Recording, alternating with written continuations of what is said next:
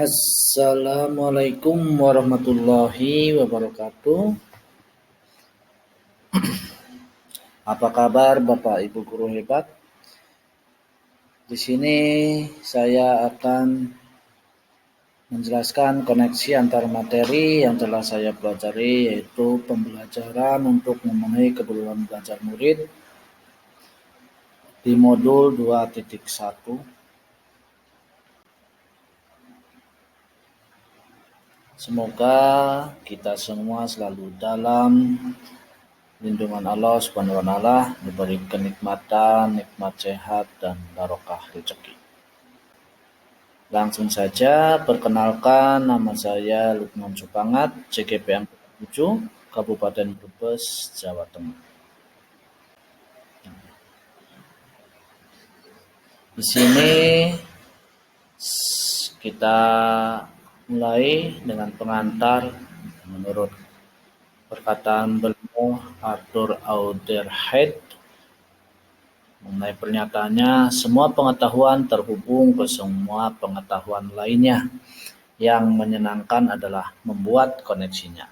Makanya di sini saya akan membuat koneksi antara materi yang dipelajari hari ini dengan materi sebelumnya. Di mana materi sebelumnya yaitu merupakan tentang materi budaya positif.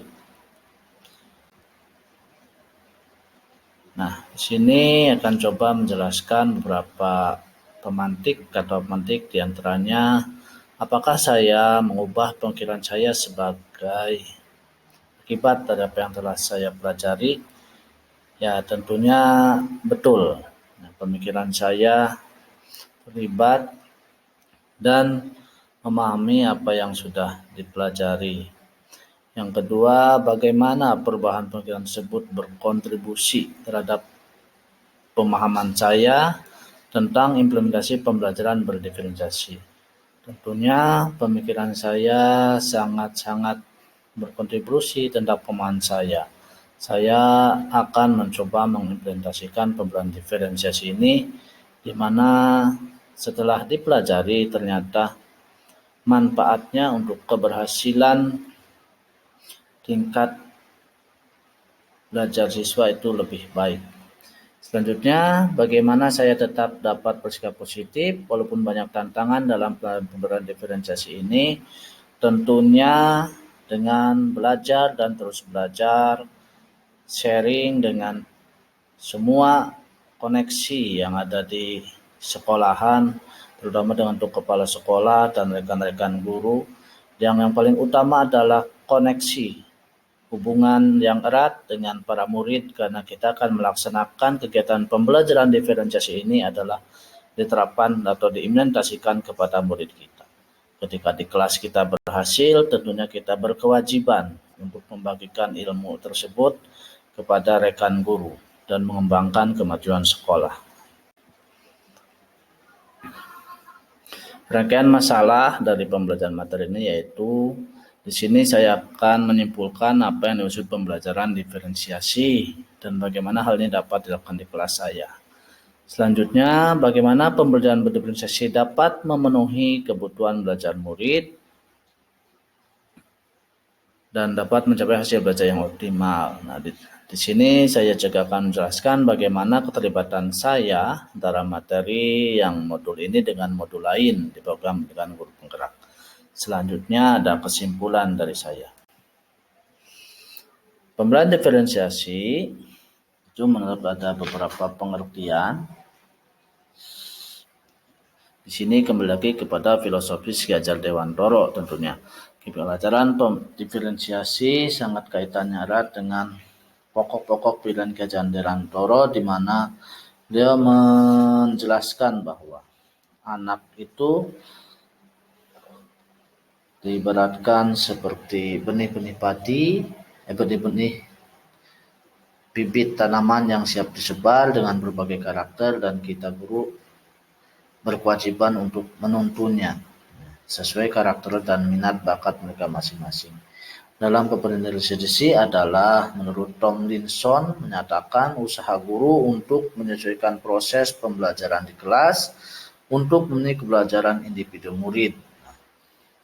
Di kelas yang mengimplementasikan pembelajaran diferensiasi, seorang guru melakukan upaya yang konsisten untuk merespon kebutuhan belajar murid. Nah, itu tentunya. Pembelajaran diferensiasi juga dapat diartikan serangkaian keputusan-keputusan yang masuk akal, common sense, yang dibuat oleh guru yang berorientasi kepada kebutuhan murid. Terus kita juga harus memperhatikan tujuan pembelajaran yang didefinisikan secara jelas. Yang kedua, di sini guru harus mampu menanggapi atau menerapkan kebutuhan belajar muridnya. Yang ketiga, lingkungan belajar yang mengundang murid untuk belajar. Dari suasana kelasnya, dari mana bagaimana guru itu menarik perhatian murid, mengelola menyeting kelas tentunya. Nah, terus menantang dengan berbagai permainan-permainan atau belajar yang menantang untuk murid. Terus manajemen kelas yang efektif juga diperlukan. Yang kelima adalah penilaian yang berkelanjutan. Nah, ini yang sangat penting karena setiap melaksanakan pembelajaran diferensiasi tidak berhenti pada pembelajaran itu saja. Setiap kali kita melakukan pembelajaran diferensiasi, di situ kita melakukan penilaian formatif yang akan diteruskan ke pembelajaran-pembelajaran berikutnya untuk diperbaiki lagi. Dalam pembelajaran diferensiasi, kita harus memperhatikan 3 kebutuhan belajar murid, yaitu kesiapan belajar murid, yang kedua minat murid, yang ketiga itu profil belajar murid. Untuk kesiapan belajar, nah di sini kita sebagai guru harus mampu mengidentifikasi kebutuhan belajar dengan melihat kesiapan belajar. Ada banyak cara tentunya, seperti dikatakan Tomlinson, yaitu bahwa merancang pembelajaran mirip dengan menggunakan tombol equalizer pada stereo atau pemutar CD. Nah, di sini untuk mendapatkan kombinasi suara terbaiknya. Begitu pula seorang guru di kelas tentunya harus bisa memanajemen itu. Nah, yang kedua mengenai minat murid. Nah, beberapa minat murid tentunya ada beberapa macam keberadaan minat. Nah, karena minat diartikan yaitu keadaan murid yang menghasilkan respon terarah kepada suatu situasi atau objek tertentu yang menyenangkan dan memberikan keputusan diri. Nah, jadi di sini untuk melakukan pembelajaran yang berbasis minat, diantaranya kita harus membantu murid menyadari bahwa ada kecocokan antara sekolah dan kecintaan mereka sendiri untuk belajar. Yang kedua, mendemonstrasikan keterhubungan antara semua pembelajaran. Yang ketiga, menggunakan keterampilan atau ide yang dikenal murid sebagai jembatan untuk mempelajari ide atau keterampilan yang kurang dikenal atau baru bagi mereka, dan meningkatkan motivasi murid untuk belajar. Nah, minat sebenarnya itu dilihat dari 2 perspektif. Yang pertama sebagai minat situasional. Nah, dalam minat perspektif ini, minat merupakan keadaan psikologis yang dicirikan oleh peningkatan perhatian, upaya, dan pengaruh yang dialami pada saat tertentu. Seorang anak bisa saja tertarik saat seorang gurunya berbicara dengan topik hewan. Meskipun ia tidak memiliki topik tentang hewan tersebut karena gurunya berbicara dengan cara yang sangat menghibur. Nah itu, atau mungkin gurunya dibantu alat peraga atau visual, nah akan lebih tertarik. Terus yang kedua, ada minat juga dapat sebagai sebuah kecenderungan untuk terlibat dalam jangka waktu lama dengan objek atau topik tertentu. Nah, minat ini disebut juga dengan minat individu.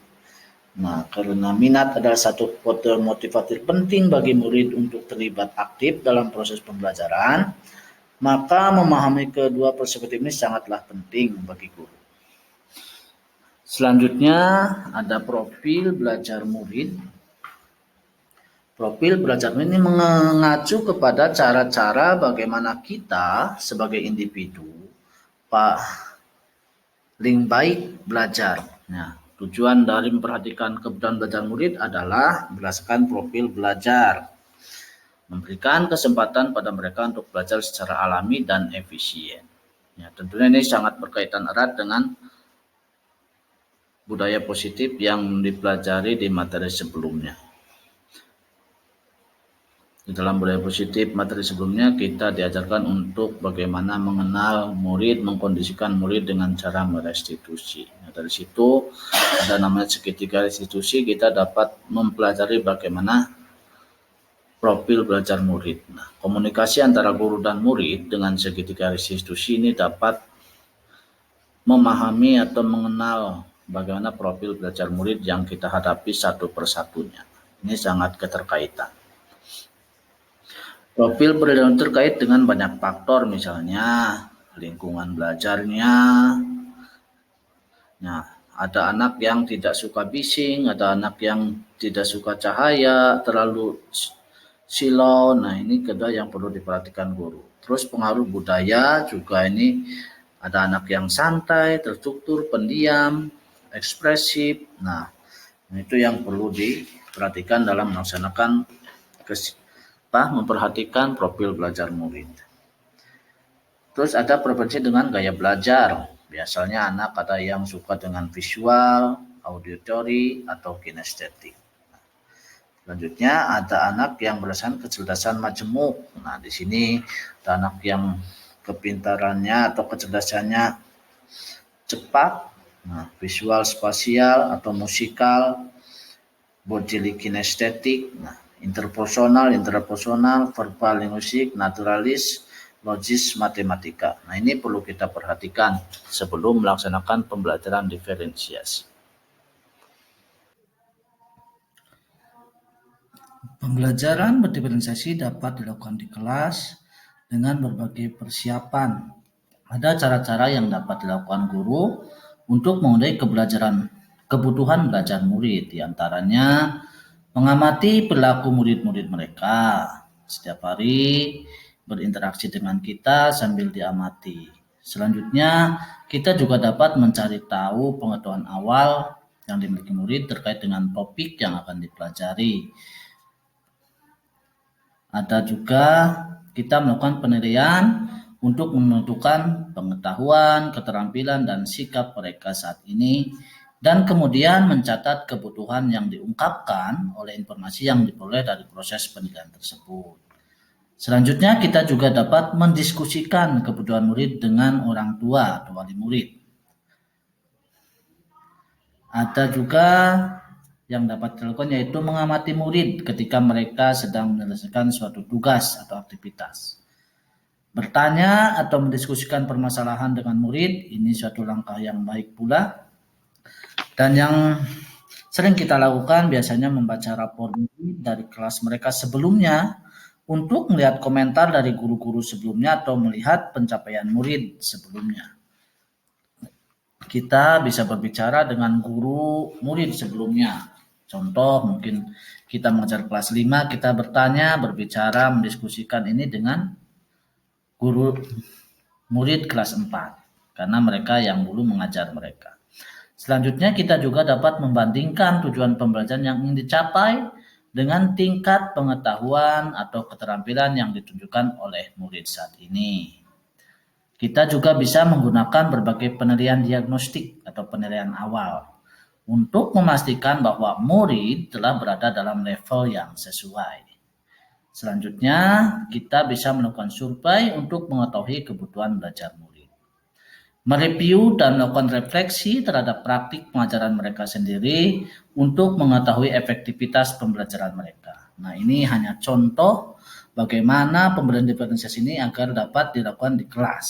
Nah, itu beberapa cara agar guru sebelum menerapkan pembelajaran diferensiasi.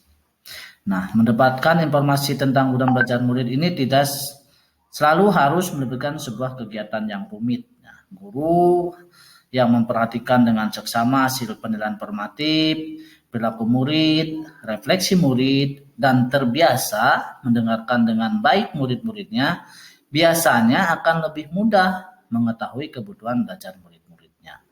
Membuat catatan tentang profil murid, nah ini juga sangat membantu guru dalam menyesuaikan proses pembelajaran dengan kebutuhan murid-muridnya. Dan Bapak Ibu guru, bisa menggunakan cara-cara lain yang sesuai Bapak Ibu inginkan. Nah, bagaimana pembelajaran berdiferensiasi dapat dilakukan? Tentunya sebagai seorang guru kita harus memperhatikan yang namanya kurikulum yang dipakai di sekolahan kita. Terutama dalam hal ini kurikulum Merdeka sangat menekankan dengan pembelajaran diferensiasi ini. Selanjutnya capaian pembelajaran yang harus kita perhatikan. Sebelum merancang kita harus memperhatikan capaian pembelajaran agar pembelajaran yang kita lakukan tidak melenceng jauh dan tidak fokus kepada capaian pembelajaran. Nah, yang paling penting adalah capaian pembelajaran anak-anak nanti akan tercapai dari masing-masing individu dengan baik.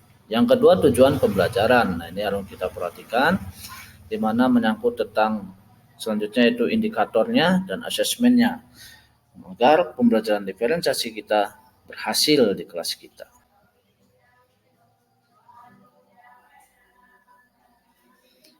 Selanjutnya, asesmen pembelajaran diferensiasi di sini harus kita perhatikan, yaitu praktik. Dalam praktiknya pembelajaran diferensiasi ini harusnya berakar pada penilaian formatif, menggunakan guru untuk mengenal murid mereka dengan lebih baik. Oleh karena itu, mereka dapat membuat keputusan terbaik demi menantang murid dengan tepat dan melakukan murid dalam pembelajaran. Bapak Ibu, kita dalam melakukan asesmen pembelajaran tentunya harus berkelanjutan agar pembelajaran yang kita lakukan itu dapat diperbaiki dari hari ke harinya.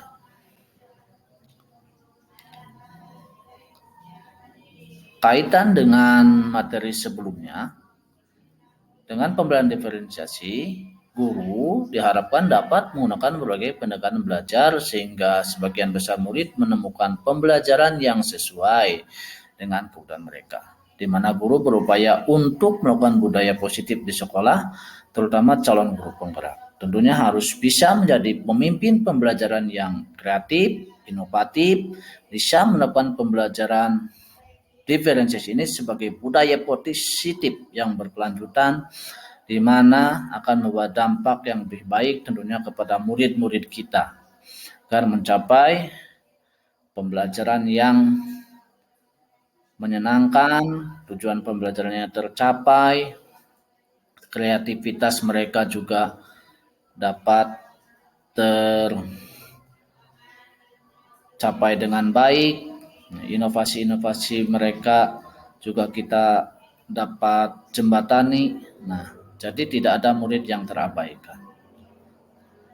Kesimpulannya, ayo mulai kita melakukan pembelajaran diferensiasi dengan kecepatan yang nyaman sesuai kemampuan kita. Yang paling penting adalah bahwa siswa dan guru berikan kemajuan dari titik awal masing-masing. Nah, ini kita harus komunikasi dengan baik, bagaimana dengan siswa tentunya, dengan rekan-rekan guru, kepala sekolah, bagaimana membangun pembelajaran diferensiasi ini, membudayakan agar menjadi budaya positif di sekolah, dengan tujuan utama yaitu kita sebagai guru dapat menuntun murid-murid kita untuk mencapai kebahagiaan dan kesuksesan di masa depan sebagai pemimpin-pemimpin bangsa, agar kemajuan di bidang pendidikan berdampak pada budaya positif di negara kita. Siswa yang berkarakter, memiliki kemampuan atau kompetensi-kompetensi yang tentunya sesuai dengan kemajuan zaman. Itu yang bisa saya sampaikan. Banyak kekurangan dari pemahaman saya mengenai pembelajaran diferensiasi ini dan kaitannya dengan materi sebelumnya. Saya memohon maaf yang sebesar-besarnya. Mudah-mudahan apa yang saya sampaikan dapat bermanfaat untuk terutama bagi diri saya sendiri. Bila perlu itu untuk teman-teman. Salam sukses. Semoga kita selalu diberikan keberkahan oleh Allah Subhanahu wa taala. Billahi taufiq wal hidayah. Assalamualaikum warahmatullahi wabarakatuh.